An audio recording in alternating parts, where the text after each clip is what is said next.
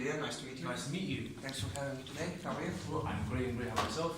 Yeah, not too bad. You good? Yes. Okay, brilliant, brilliant. First of all, just when you're applying for the enterprise management training role, what I would start to know about yourself is why are you applying for this role?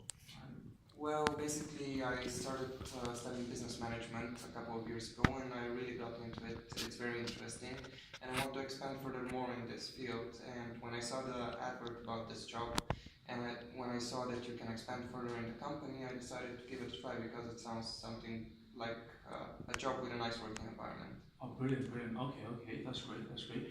Just give me talk about your previous experience in terms of where you worked and what have you learned from your previous experience? Well, in England, I've worked in a catering company in the beginning. Okay. And after that, I moved to security, so I worked as security in retail and event staff.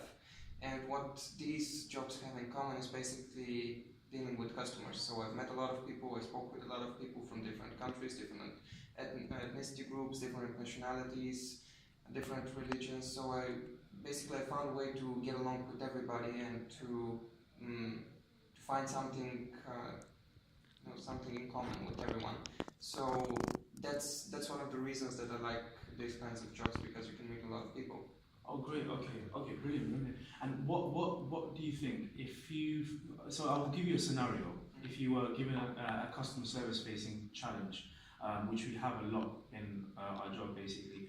So if you were given a customer who was angry, and how would you deal with a customer who's not fully satisfied? What would you do in that case? Well, it depends on the situation. If the customer has a right to be angry, and if there really is an issue, obviously the customer is right, so I'm going to try and reimburse them or compensate them in whatever way I can, or I'm going to speak with my superiors and advise them to do so. But if the customer is overreacting and there is really no issue, I'll try to give them sort of a consolidation price, and basically I'll try to make them feel better, to make them feel special. But when there really isn't any issue, and when nobody is at fault, I don't see why they should be compensated, but still I'll try to make the best out of the situation. Oh, brilliant, brilliant. Okay. Okay, so moving on to the next one. So give me time. So there's a lot of leadership because you're applying for a management trainee role. So you'll be, at some point, you'll be managing your staff, you'll be managing your employees. Give me a time in your previous experiences where you've acted as a leader. Well, there was one time during the night shift when I was working in Selfridges, when a fire broke out. So basically, since I was the first one at the scene, I had to notify my superiors, I had to react quickly and try to find a way to put out the fire. I had to turn on the alarm and alert everybody in the area, and basically I had to handle the situation, and I had to tell my colleagues what to do, where to go. I had to give instructions to some of them to take care of the other staff that was working in the area, I sent another one to notify my superiors. So yeah, this is one example that I can think of from the top of my head. Brilliant, brilliant. And how do you work under pressure? How do you, give me an example where you must have worked under pressure? Well, recent examples are for university. Yeah. There's a lot of pressure when you have to combine university and when you're studying and working at the same time. There's often not enough free time. So that's one thing, to deal with the deadlines. Another thing is when something changes at work.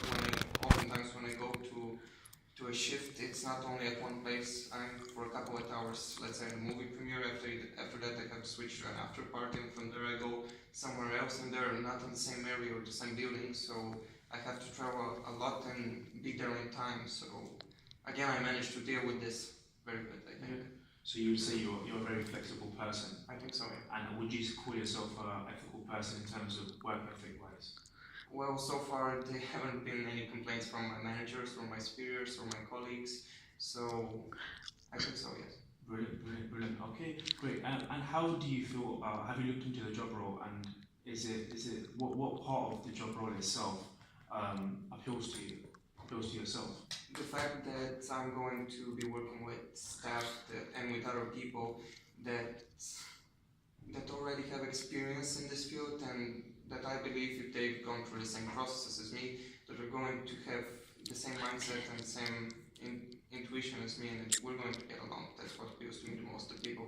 Brilliant, brilliant. Okay, and so last one, what would you expect from your, in terms of salary wise? Well, whichever one is, whatever you've stated, now I get hold. Can you repeat the question? So what would you expect from your salary, in terms of salary wise, Well, from the company?